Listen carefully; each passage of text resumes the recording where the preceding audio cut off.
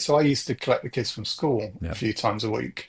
And when I left the office, I would say, right, I'm just off to do the school run. Yeah. Because, there's lots of people, and it tends to often be more women than men that Yeah. get left with this kind of workload. But I do think it's a really healthy thing for maybe if there's someone in the office who's the main provider of kind of childcare or Mm. child logistics in their household, to see your leaders say, I'm going home now Yeah. because I need to get my kids. I will be back on a bit later. Yeah. Um, just demonstrating those things is so Yeah. much more powerful than just saying them.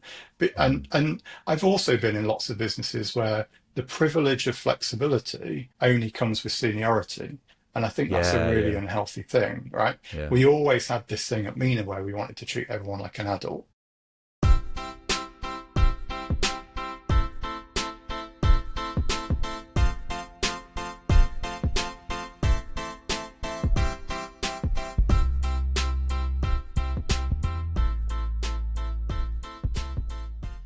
Morning. How you doing?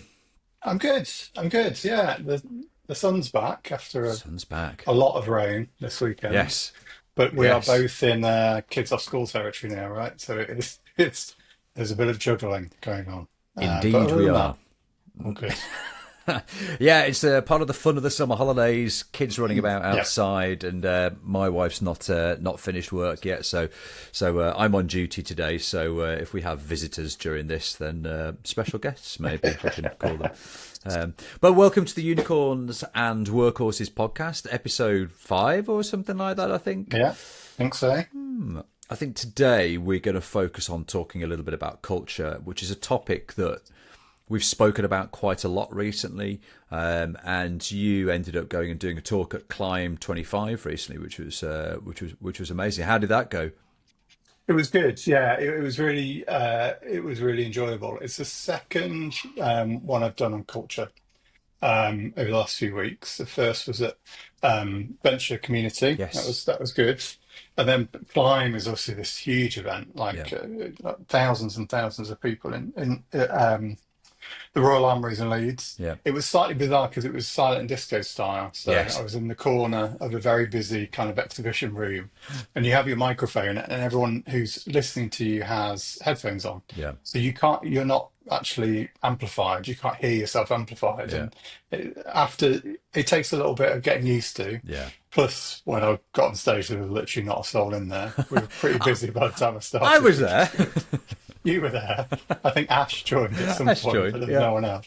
But actually, very quickly, I got a lot of people in, and I got quite Yeah. a lot of good feedback afterwards, which was good. No, great. Um, yeah, and I think kind of one of the most important things to me is like exercising that muscle in Mm. terms of we went through so much at Mina. We did so much. Yeah. Now is great because we have that opportunity to, we've been out a few months, sit and, as I keep saying, codify Yeah. or at least kind of analyze what we did. Yeah. And the process of having to present some of those learnings is a really good excuse for kind of sitting and codifying that stuff. So yeah, it Yeah. was it was great. Really enjoyed it. Yeah, fantastic. And what were some of the things that people were asking you about at the end? Because you had a couple of guys come up to you and sort of ask you some questions, didn't you? Yeah. Yeah, so what one was around engineering teams actually, and Okay. culture within engineering teams, and that I do find that fascinating because I've worked. I mean, I worked for On the Beach. I was product director for On the Yeah. Beach, and there were over 100 engineers there. Mm. And a big part of my role is how do you kind of make sure bring them into the business, make sure they're commercially minded and Yeah. building the right things. But yeah, I had a gentleman asking how it works with engineers. Should there be a different approach with engineers? And actually, I came back to a lot of the work that you did at Mm. Mina with these squads, Yeah. these multidiscipline squads who are all Yeah. focused on a similar goal, Yeah. where you'll have engineers, you'll have um, product people, you'll have operations, marketing, all sat within a squad, Yeah. all just focused on one thing, Yeah. but working together. So Yeah. it wasn't just engineers working with engineers or marketing working with marketing. Yeah. So I think all of the stuff I talked about holds true, but I Mm. think you do need to make sure that you've got cross-functional teams who Yeah. are all coming together. And also there is, I'm sure, a piece, and maybe we should speak to Andy Gunn about this, around culture within engineering teams, because it Mm. does tend to be slightly different Mm. than the rest of the parts of the business because of how many ceremonies they have in place and how much Yeah. structure they have Yeah. in their working week. Yeah. By definition, that can mean that they are in a culturally a slightly different place Yeah. to other parts of the business, Yeah. which isn't necessarily a problem on its own, but it is something you have to be aware of and work out how you can make sure you're continuing bringing them back into the core business. Yeah, yeah. I think that's a really interesting point. That there's a slight difference with engineers versus everyone else. But let's park that one. Let's come Mm. back to it because I think there's a lot we can talk about with that. But let's just before we get into some of the structure within there and what we actually did and how we believe things should be set because everyone has their own beliefs, right? Let's go a little bit back to what we think about culture itself in the first place. So, what's your take on that? So Mina was a chance for me to go in and impact a business more than I'd ever been able to impact before. I've Yeah, been fairly senior at different businesses, but I've never been the founder. And I suppose going into Mina, my view of culture would be just this view of, I suppose, what's this place like to be in? What's this place yeah, like to be in every day? What are the interactions like? What's the leadership like to the rest of the business?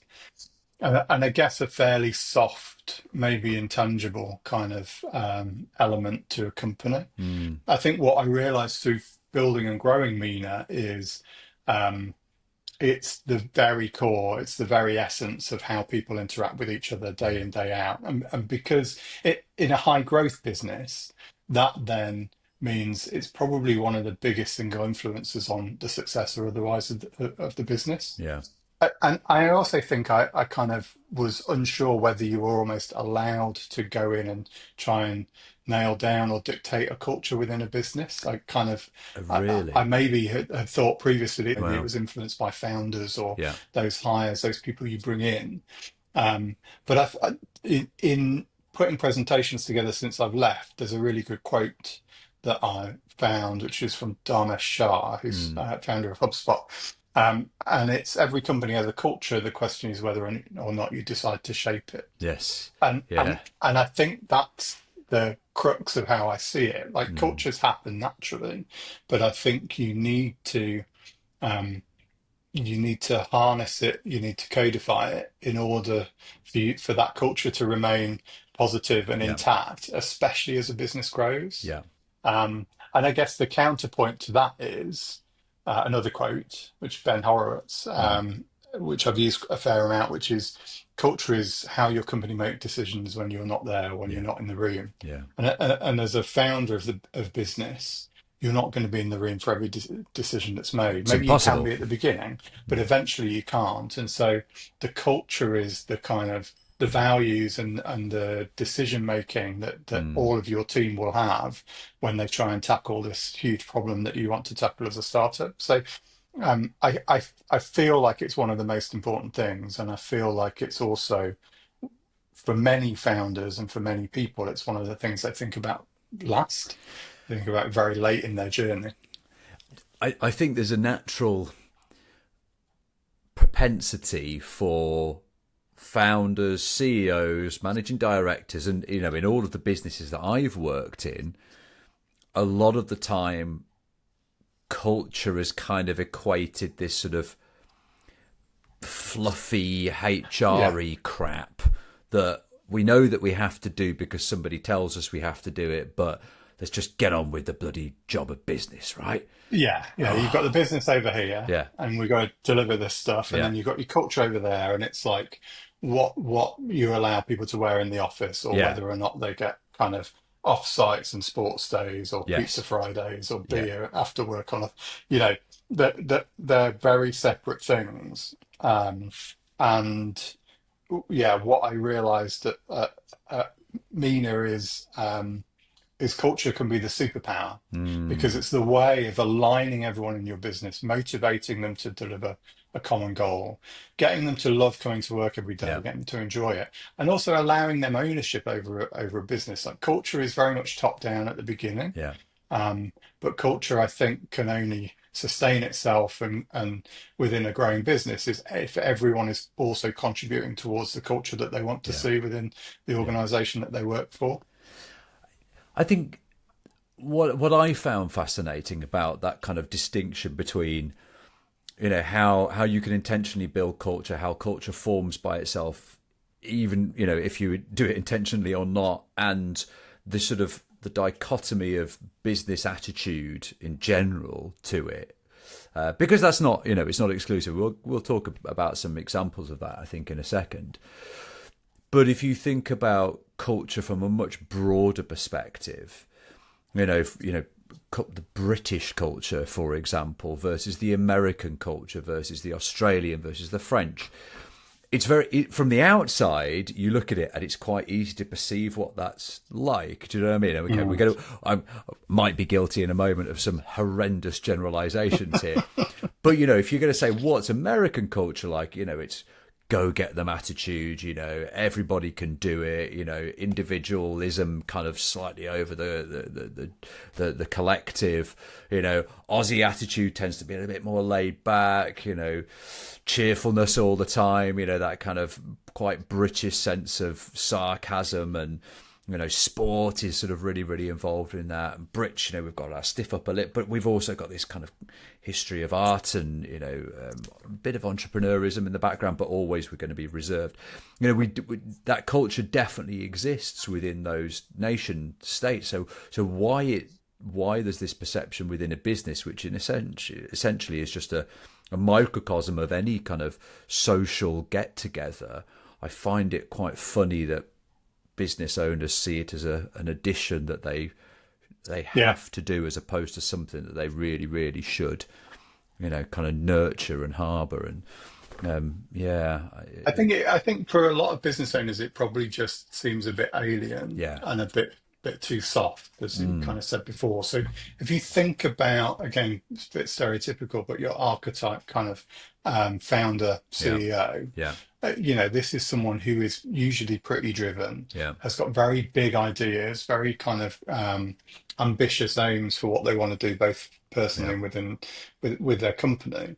Um, and often they're not that kind of person who is particularly emotionally intelligent, and there yeah, are exceptions, of course, yeah, and they are very driven and they're very mm, goal orientated. And I suppose with CEOs and founders that I've worked with like that in the past, they would always see culture as either secondary or at the very best a means to an end. yeah, So yeah, fine, we're going to do all this stuff, but it's just so that we can be successful, or just because I want to just keep people happy so they stay. yeah, And I do think that's a missed opportunity, yeah, because people love working for those kind of founders, and they love the energy of those kind of yeah, people and the drive and the ambition.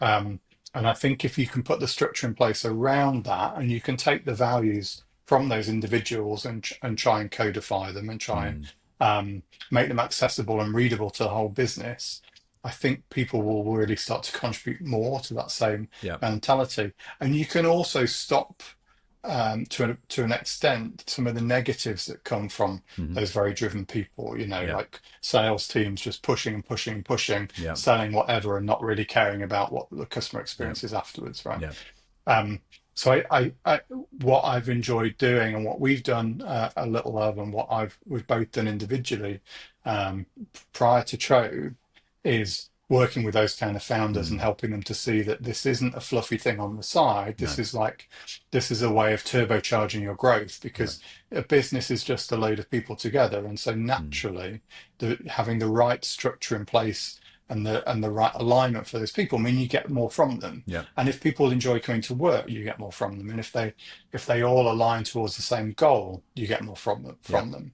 yeah, So that's why I think it's so exciting, and that's yeah, why it was so great to talk at Climb about yeah, this kind of subject, and why people do want to talk about this a lot, yeah, is because I think people know it's important, but don't necessarily know how to execute on it. absolutely.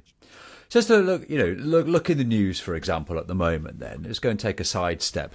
Look at some of those kind of big businesses or cultures that are in the news and are talked about a lot. And I think the ones that get thrown around often are the likes of Amazon and Jeff Bezos, and and I talk about Patagonia all the time. I think there's been this shift post COVID where with COVID everyone had to think, well, you know what, we've got to look after what we've got here. We've got to keep our culture as much as we can. We've got to make sure that people are happy and do it. So you've got things like, remote working, partly because it had to happen, but also because, suddenly I think post COVID, you've got this real surge in sales in a lot of business. And then they had gaps. They needed to employ people. So they had to become suddenly really, really attractive to go and work for. So it was a real, buyer's market in that, or an employee's market, should I say, really. So businesses had to really go over the top to attract, the best quality workers in there. And I think now we're starting to see a bit of a shift back the opposite way, return to work mandates and, it's got to be 5 days a week. And we were mentioning just before we came on here, there was an article in the Times this weekend about, startup culture, 996. You've got to work from 9 a.m. till 9 p.m. 6 days a week because that's just the only way to get going in a startup. What are your thoughts on that? It's a big question, isn't it? I think it's important to say there is no culture that is inherently wrong, right? No. So if you take a business like Amazon, Yep. so um, and I've never worked for Amazon. I've met No. a few people who have, and I suppose it's probably similar to Google in the early days. Maybe Google was a bit softer around the edges, but Amazon's culture, I would guess, is significantly focused towards growth and Yeah. being very numbers driven and very target Yeah. orientated. And the company and the culture of the company is not necessarily to get people to come to work and be happy and kind of necessarily feel like they can shape that No. business. But it still attracts a lot of brilliant people, and it Yep. attracts the kind of people where the environment where you can really succeed by hitting numbers and Yeah. driving growth Yeah. um, appeals to them. And Yeah. there are plenty of people where that's the ideal environment for them Perfect for them. Yeah. because they want to go in and they want to win and they want to deliver Yeah. and they do want to work all Yeah. hours and they enjoy that. Um, and there's nothing wrong with that, No. providing everyone knows that that's the That's case, what you right? get. There's, Yeah. yeah, there's no one going into Amazon feeling like they're going to get soft, fluffy, No. kind of caring, supportive Yeah. environment. Yeah. Um, and Amazon do a very good job at defining the culture, Mm. right, from top to Mm. bottom, whether you work in an office or whether you work in a warehouse or whether Yeah. you drive a delivery van, right? I bet it's pretty clear to you what that culture is. Yeah. Um, and yeah, Amazon has always been at growth at all costs, growth Yeah. ahead of product profit. So Yeah. um, I think, oh God, No, I was going to say, I think there's, to your point, there's nothing wrong with that. I think there's also this element here that if you're, what you project on the outside says, we're all, we value, input, this is what we do, and it's all about, but then on the flip, you get there, and suddenly it's completely the opposite. I think that's when you've got a major challenge. and I So think that's what's been happening with COVID and with people trying yes, to attract new people is yeah, that maybe post COVID they were like, oh, we need to be a softer, more approachable, more yeah, friendly organization, recruitment recruiter, brand, yeah. And so we got to bring people in and give them work from home and flexibility, and then as soon as the balance shifts, i.e., as mm, soon as people are, they don't want to recruit thousands of people over a short period of time, the true colours come out, yeah, and it's like, actually, no, sorry, we were this kind of business all along, and we don't want you to work from home. We want you to yeah, come in 5 days a week, etc., etc. Um, and I think that's the problematic piece, right? Is mm, where, as you say, is where those two don't align and you're no, not being genuine. And I think whenever I work with a founder to on culture, that's why it has to come from them. yep, It has to come from their true, honest kind of mm, beliefs, motivations. That has to be the starting point. yeah, You can't go into a business with a Jeff Bezos style founder with a kind of Michael O'Leary from Ryanair style founder Yeah. and have the same values that Mina had, No. because the values at Mina came from the three of us as co-founders, Yeah. and it came from our personal values and Yeah. what we wanted to see. Um, and like I say, there's no wrong culture, right? No. There are lots and lots of people who want to go and work for the incredibly motivated, works all Mm. hours, very driven, quite aggressive type founder. Hmm. There are lots and lots of people who want to go and learn from those kind of people, and that's fine. What you have to make sure is that your external kind of employee brand is true to Fits. what it is like internally, Yeah. because it's when that those things disconnect that you have problems. I'd take it a step further as well. I'd say it's not just about employees and employers here. I think it's also your customers. So I think Yeah. the thing that culture really ends up showing is what it's like for a customer as well. So I mean, again, I use the example of Patagonia and Amazon because they're really really easy. But Patagonia, if I want to, I mean, Finisterre, I've got a T-shirt on here, brand sponsorship available if you want. You know, I like the culture of that business from what I perceive outside as a consumer, because you know, ethical cotton, you know, made in a sustainable way, etc., etc. You know, the packaging is, you know, recyclable, for example. You know, I know that they're supportive of, you know, kind of charities that I buy into. You know, they're trying to do the right thing. So yes, they're a business and yes, they're growing, but as a consumer, I want to buy products from places like that. However, I still use Amazon because Amazon fulfills a need when I go, I need some stuff and I need it tomorrow and I need it I need it proper quick.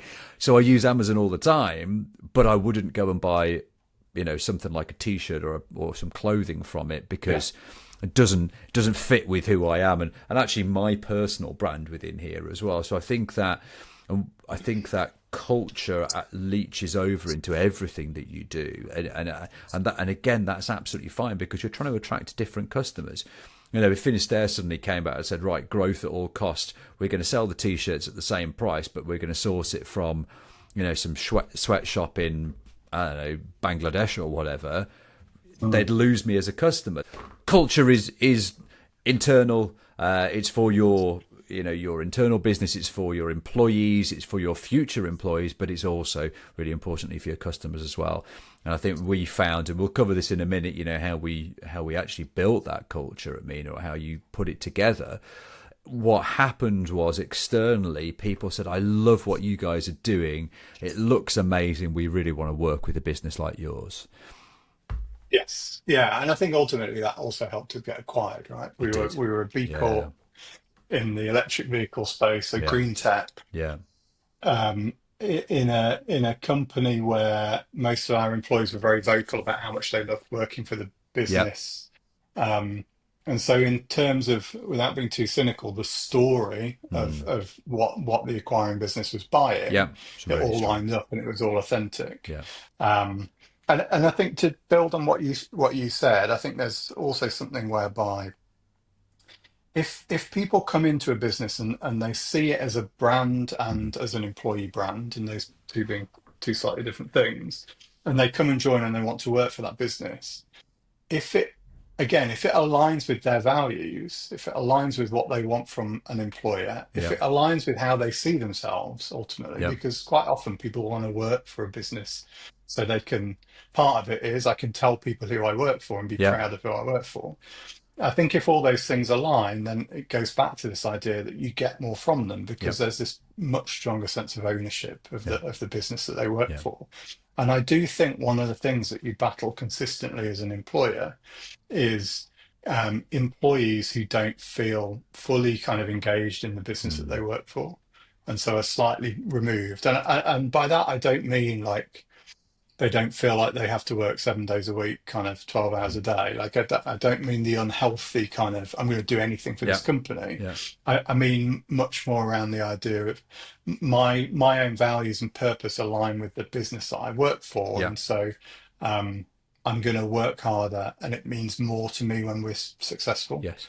Yeah. And that was one of the big things we saw at Mm. Mina. We had a team of, at the end, kind of 42, of which the vast majority would have run through walls for the Yeah. business because they were so Yeah. proud to be part of Yes. that company and that Yeah. culture that they contributed to themselves. Yeah. Yeah. Completely.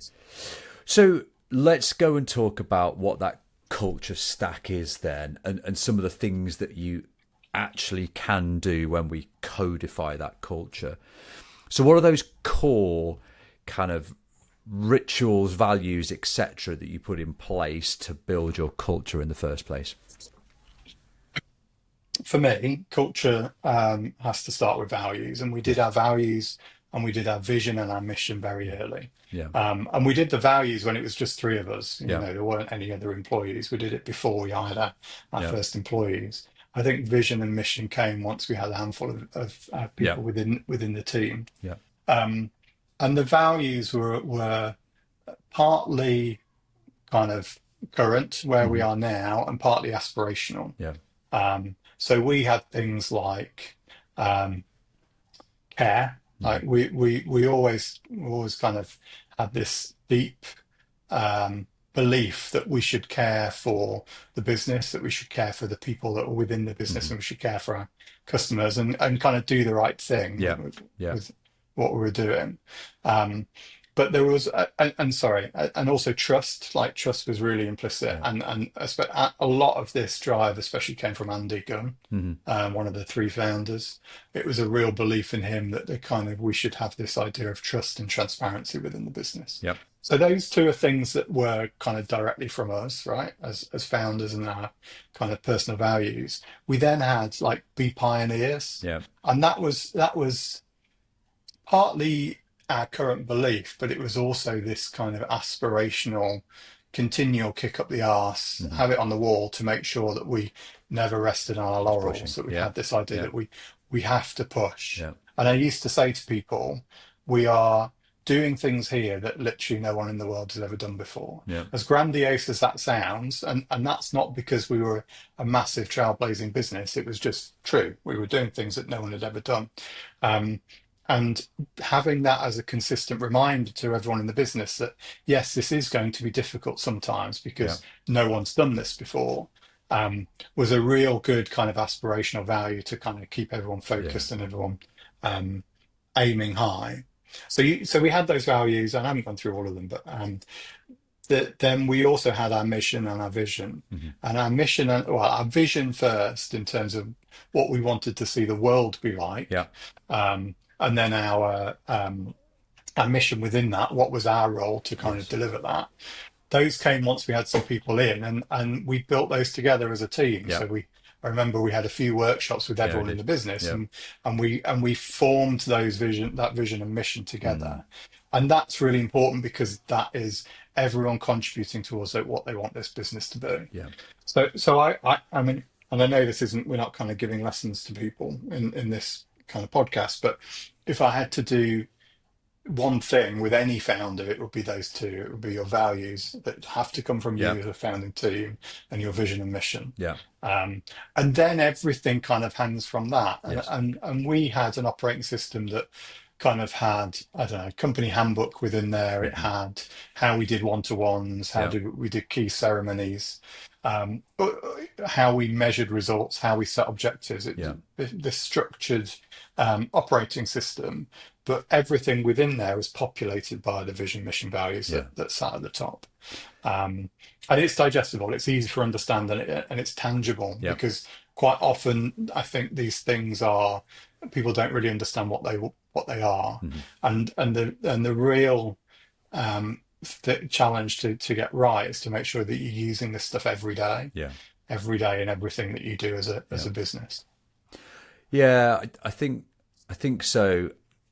The thing that attracted me initially was, that vision. Oh, sorry, not the vision, the mission, but was the values that you really wanted to see. And it was like, yeah, that's exactly what I want at this point in time. We Yeah. were talking previously, your company culture doesn't match, what you do. So if I'd have turned up there and 5 days in had gone, hang on a second, that's not what you sold me, it would have been a very different ball game. And at the time, that was quite easy to see because there was only like what, five of us or something within, in a building. But that fall fast, be pioneers, trust, care. It was so fundamental to everything that happened, and it was so obvious that everyone lived and breathed it. And I think one of the pieces of feedback we got fairly consistently was when we brought people into interview and they Yeah. came into the office to interview, um, they would often say, I saw your recruitment brand online, and that's either, that's Mina's LinkedIn page, but it's also how employees talk about the business. Yeah.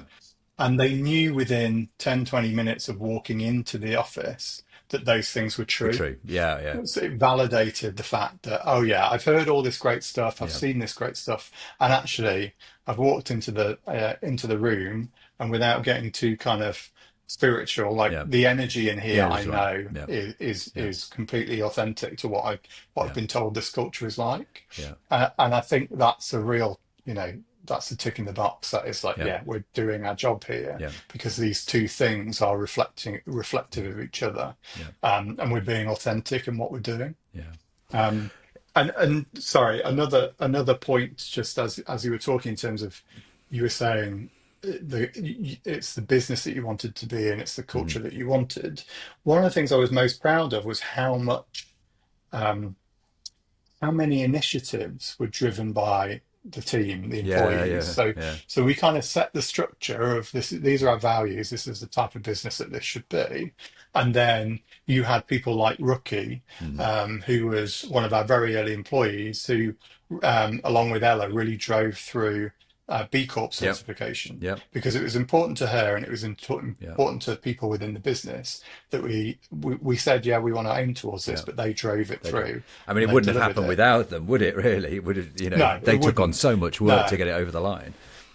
And then Ella again and Emma Levin, who was our Mm. general Yeah. counsel, um, pushing. Pushing through is the wrong word because it implies it was a closed door they had to push on, but Yeah. it like improved parental leave Yep. policies Yeah. that came specifically from those two who said, Yeah. like Chris, Ash, I want to go and do this. Is this okay? Yeah. Yeah, Yeah. absolutely. And they would then push us to then say, this needs to be more generous Mm. because, It's not good enough. we're Yeah. yeah, we're missing out on Yeah. some needs of our Yeah. employees around parental leave. So it's those kind of things are like the proof points, aren't Yeah. they? Where yes, you can say these things, you can say that you've got these values, but it's not until employees drive change Yeah. that's within those same values that you know that you're doing the right thing. Yeah. Yeah. Absolutely. So, just in terms of how this actually happens and how you record it, because I think this is the part where, and I've spoken to quite a lot of people recently where I say you can measure culture, and they go, well, how the hell do you measure culture? And I think this was the fascinating thing that it grew, right. It wasn't like you say before, it wasn't deliberate right at the very beginning, but No. culture ended up becoming part of those KPIs. We were measuring everything from sickness days and employee feedback and engagement surveys, right through to the financial metrics and the marketing and the sales and the delivery metrics for the product team. So let's just go, how did that KPI document come about Yeah. initially, and then how was it rolled out across the business so that everyone knew that it was happening and being looked at and utilized, as opposed to just a tick in the box, as we say? Yes. Yeah. So you know that I am very data driven, and if there's one thing that I really wanted to push within Mina, it's the idea that we were all measuring the same things Yeah. as early as possible. And we had some brilliant people to help us do that. So Tamika, who was looked after finance for us from very early, she was brilliant at pulling together kind of KPI dashboards for the business. Yeah. And initially they were our commercial metrics, Yeah. right? They were our kind of key numbers that we really cared about. And a lady called Nadine Warburton, who was looked after HR, Yeah. looked after people for us. She brought in a lot of stuff with her in terms of making sure that we were actually um, asking people. We were constantly taking a pulse of people to Mm. make sure that we understood how morale was and how people were. Yeah. And so I guess between those two, we just made sure that we had measurable people-related numbers that Yeah. we could report on regularly. And so a lot of what we did at Mina around running the business hung around a level 10 meeting, which Yeah. I won't go into, but it's from the entrepreneurial operating system, quite significantly customized from the original Yeah. entrepreneurial operating system idea. But that was our chance to look at all the numbers regularly. Mm. And that had the whole senior team within that meeting. Yeah. Um, so with that in place, then anything that you measure gets pushed in front of those people on a regular basis. And I guess one of the big things that we did was introduce the team pulse or a team survey, which I Yeah. think we did quarterly, and we asked lots of questions within that survey, and it's a really good way of making sure. So everyone enters it anonymously. Yeah. It's anonymous feedback, and it's a handful of questions, um, but there's some core questions in there which, in my mind, tell me whether things are on track or not, and I've, Mm. I've got them here. So the four that really stand out to me, and I think there were 10 or 15, um, were score the statements out of five, I think Yeah. it Yeah. was. What's that? I love working here. Mm-hmm. That's the key one. I understand our goals, so I understand where we're going, I understand the direction of travel. I understand how I help to deliver those Mm. goals. That's really key because you end up in lots of businesses where everyone understands the goals, but they go, I don't really know how I'm contributing towards Yeah. those. And you're in a very negative place when that's the case because you've got lots of people who are doing work and they don't know how they're helping the No. business, No. which is a very bad place to be. And then finally, I have the support I need to do my job well. Because when you're talking about culture, you're not just talking about your founders looking after the whole team. You're talking about some hierarchy where you've got managers Yeah. who are being managed and they're managing other people. And so it isn't necessarily the case where a business within a good culture, every single person is getting the right support because Yeah. it's down to line management in particular. So between those four, for me, that's like a virtuous cycle where if you can get all of the scores high on all of those, Yeah. as a business, it's the flywheel. It keeps Yeah. kind of driving you and pushing you. And so we would measure that quarterly and we would share those with the whole Mm. business, the results for the whole Yeah. business. But importantly, we would talk to the whole business about what we're going to do to address Yeah. those Yeah. areas where the scores are low. Yeah. And we would be transparent about those things and Yeah. we'd talk regularly about those things. So that for me is the core. And there's this idea of having transparent, democratized information. Mm. So transparent meaning everyone could see it. Yeah. Democratized meaning that we use it day in, day out, and everyone Mm. has access to that data and they can go and see that data regularly. And I do think that's one of the key ways in which you can measure culture in a way that's positive Yeah. and constructive. And there are lots of other kind of measurements and transparency of information that we can talk about. But for me, yeah, that's the Yeah. that's the core of it. Yeah. I think the other ones that stood out for me that always cropped up were workload. And Yeah, I feel that my workload is manageable, or I feel that I'm able to do my job to the best of my ability. And then you can track that against sickness days and all of that yeah, kind of stuff. And suddenly you start going, oh, look, everyone's feeling like their workload's going up and sickness days have also gone up. And, oh, shit, look, productivity's going down a little bit here. Sometimes that's going to happen because there's a particular thing that needs to be delivered. And sometimes people have got to just throw more stuff yeah, at it, and that's okay. And you go, well, we know why that's the case. But you can watch these things happen on those sort of weekly basis, those weekly rolls, because sometimes then if you see that sickness days are going up and nobody's reporting that they're feeling overworked, then you go, okay, something's up here. What's going on there? It's like little red flags that can pop up and it is. shout about. And it's a really important point there because I think, if I think about a cynical business founder, Mm-hmm. um, and them taking seeing the results of the data of people saying, "Yeah, I feel like I'm overworked." I think a lot of, or some founders would say, well, we can't have everyone comfortable all the No. time, or we all need to be working really hard. We all need to be Yeah. slightly out of our comfort zone, and there is a truth in that. I think I remember saying in the business, probably in a level 10, to people, look, at some point in this business, someone is always in a bit of pain. Yeah. Like, again, going back to the idea we're doing things that no one has ever Mm. done before, and Mm. our aspirations are to grow rapidly. Mm. So it's not going to be easy all the time for No. everyone.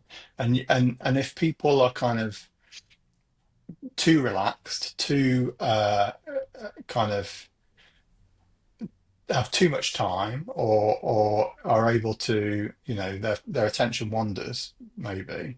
I don't think it is a great thing. Mm.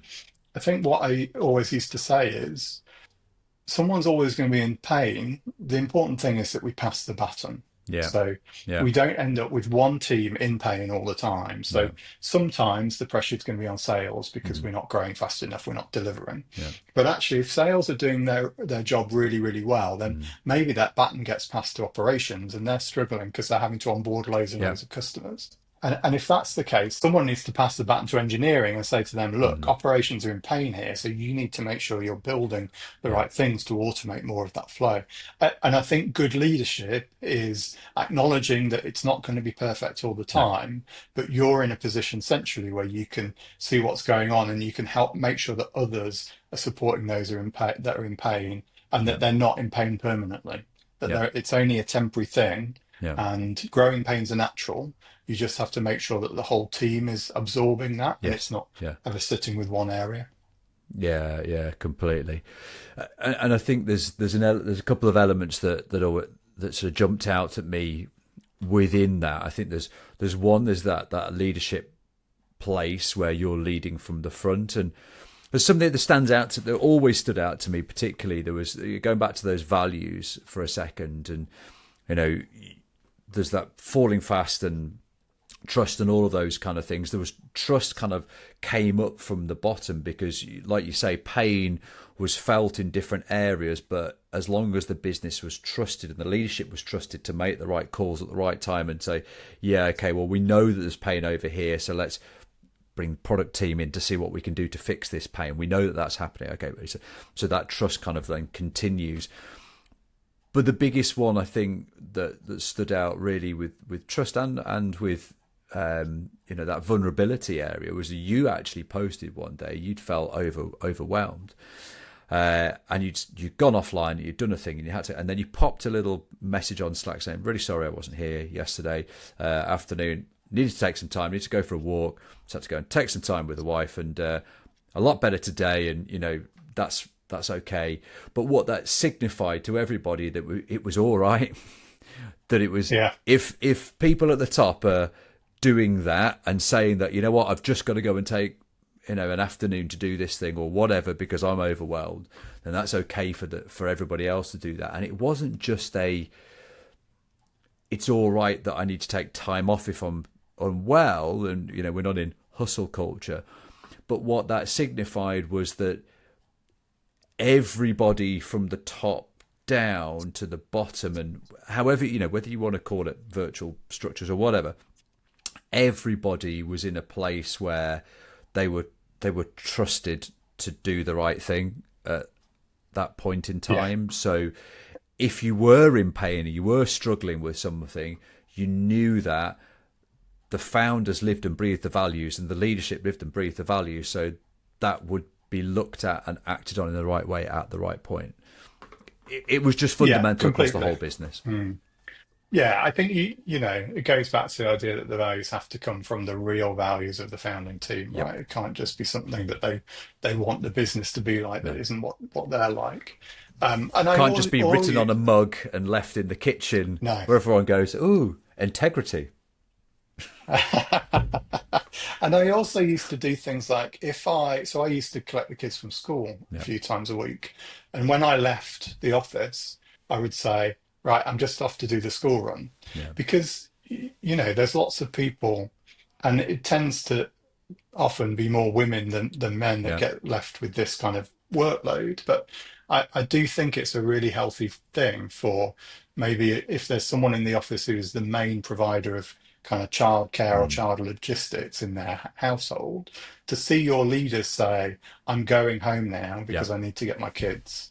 I will be back on a bit later. Yeah. Um, just demonstrating those things is so Yeah. much more powerful than just saying them.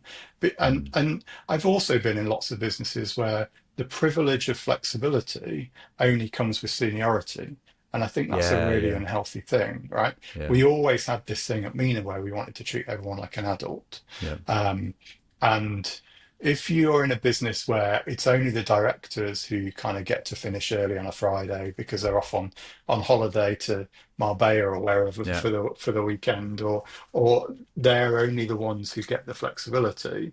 Um, I think it's a really unhealthy culture, which Yeah. makes it feel like there's a two-tier system. And what that also does then is those people who don't have that privilege then go, well, my role isn't as valuable No. as yours, and that can make them think, well, I'm not as valuable here, so that's going to change how I think about the company I work for or Yeah. what I do when I work within that company, and goes back to that pulse question of I understand how I contribute towards the Yep. aims of the business. Yep. Because Yep. if you're not contributing to the aims of the business, there's no point in you being there. No. And if you feel like you're not contributing, your motivation dips Yep. almost immediately. People want to know that they have a purpose. Yep. Um, and if you treat everyone like adults and give everyone the flexibility, I think it's a really important like foundation stone Mm. of that value. Yeah. Absolutely. So, just as we're kind of coming to the end a little bit, then. Oh, it's a shame enjoying this. Yeah, it's good, isn't it? Well, don't keep some of the conversation for the next time because I think Yeah, we yeah. could talk about this till the cows come home because I find it absolutely fascinating.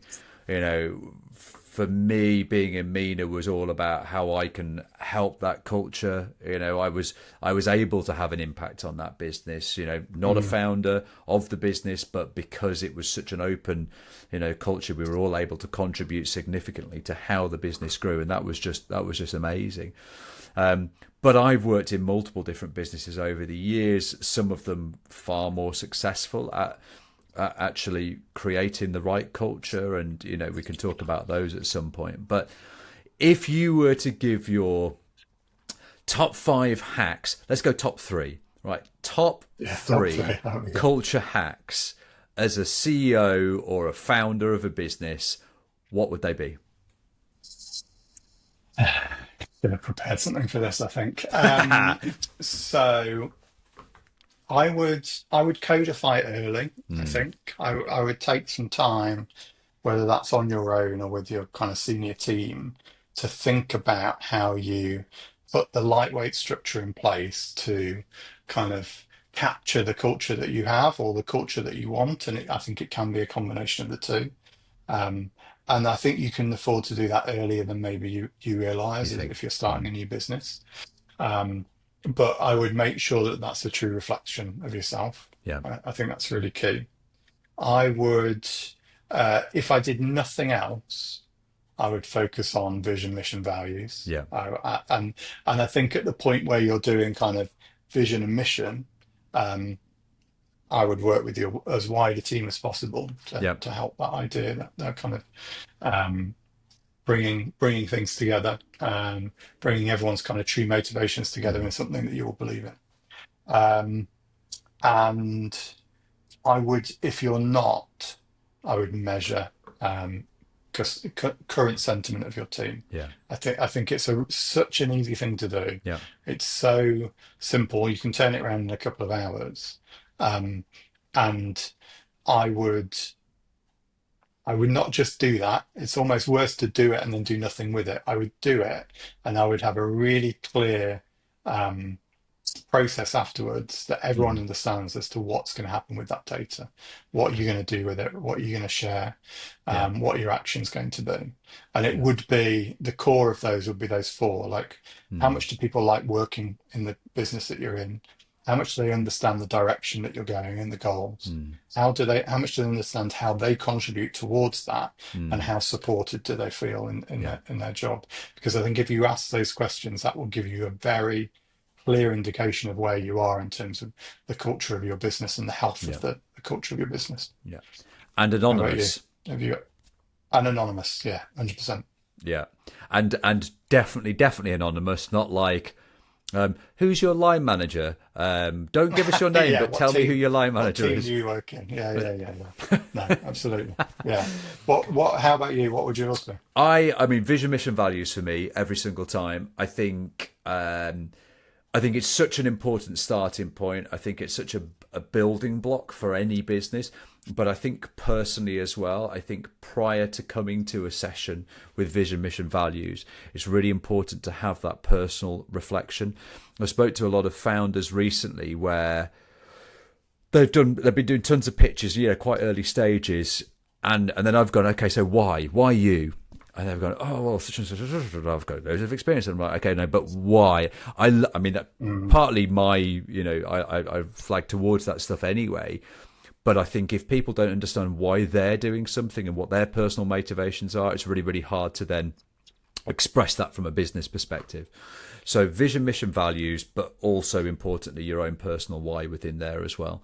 yeah, That would be the number one for me. Number two, I think I think codifying your culture is perfect. I think it's harder when you've not been used to doing something like that, when you have to think about yeah, it. So I would start off with something like the level 10 and go, right, we're going to yeah, have a level 10 meeting and this is what it looks like, and we'll do a session on a level 10 at some other point, or how we did that at Mina. But I think that pulse beat as a team is so important, as a senior team, and how that spreads out across the business. So yeah, vision, mission, values, level 10, and then pizza on a Friday. I'm joking. table tennis table. Yeah. Table, tennis table, yeah, beanbags. Although the beanbags do genuinely work. Yeah, There's some people people love a put a beanbag. beanbag in an office, they'll lose their minds. Yeah. What would the other? I think it would be. I think it would be trusting people. And when I say trusting people, I know that's hard because that's part of your vision, mission, values. But I think trusting people to do the job that they've been told that they need to do, and not thinking about it in terms of thinking about outputs as opposed to show. That's what I mean. Yes. Yeah, Outputs, and not the not show. devil's in the detail on that, right? Because why do most why do so many bosses want their people to be in the Mm. office?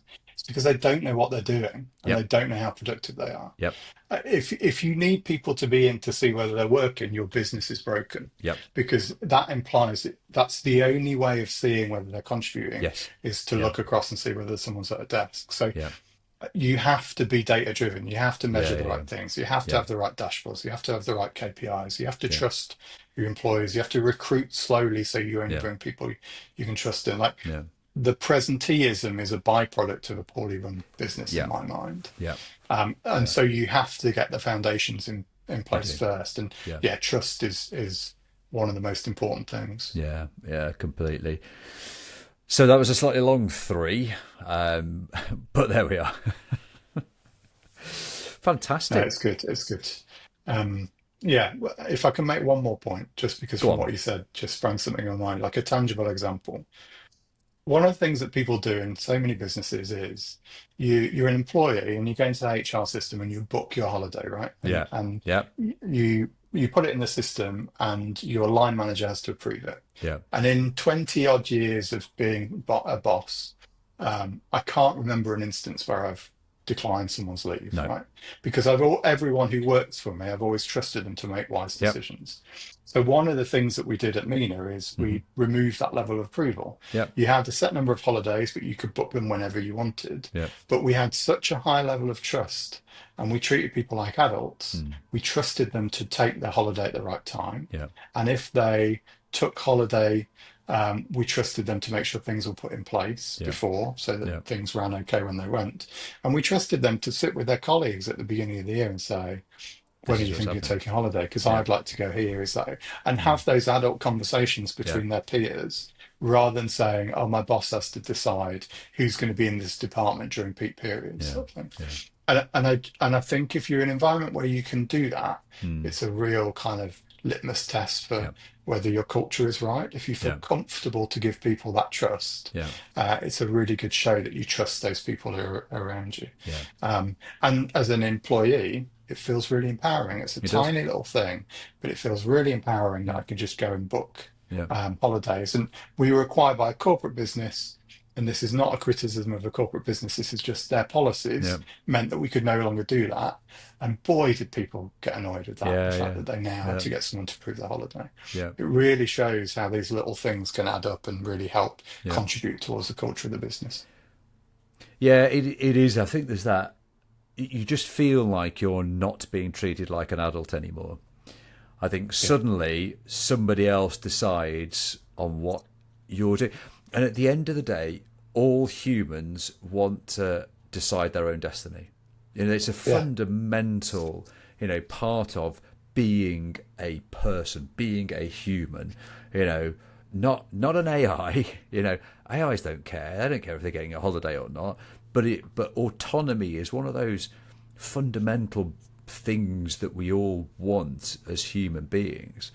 And so as soon as you remove some element of autonomy in people, it just, I think it starts the trust dissolution, Yeah. Yeah. dissolution, should I say. People start to go, well, if you don't trust me to do that, well then, what do you you don't trust me to do this? You don't trust it's a slippery slope. It really, really is. And on that note, And on that note, so I think we should do another one on this, because we were going to say let's do yeah. 30 minutes. We've done nearly an hour. I think it's such a fundamental part of business and such an important thing that not enough businesses are thinking about. And in our world, Yes. where we're talking to startup founders and scale ups, the sooner you do this, the better, because it. Yeah. Otherwise, Absolutely. it'll your culture will develop, and before you know it, it's not the one you wanted. Exactly that. Yeah. And I guess a note from a kind of trade perspective, like I'd love to be working with businesses at any stage. This Yep. does not have to be No, it early doesn't. stage by any means. Like actually, we started speaking to some kind of much later stage businesses around the cultural side. Yes. I would love to kind of get my hands on a growing business who Yeah. wants to kind of nail down some of these elements and Yeah. and see how much you can turn culture into this real flywheel for growth. Yeah. Yeah. If Yeah. you nail it. So Yeah. please, if you see this and that's you and you want to work with us, then get in touch. Yeah. Yeah. I think so. Yeah. It'd be a really good project to get stuck into, wouldn't it? Mm. Amazing. Yeah, very good. Well, lovely talking to you as always, and Yeah, thanks for your time. And we'll see you. We'll see you next time. yeah. Thank you very much.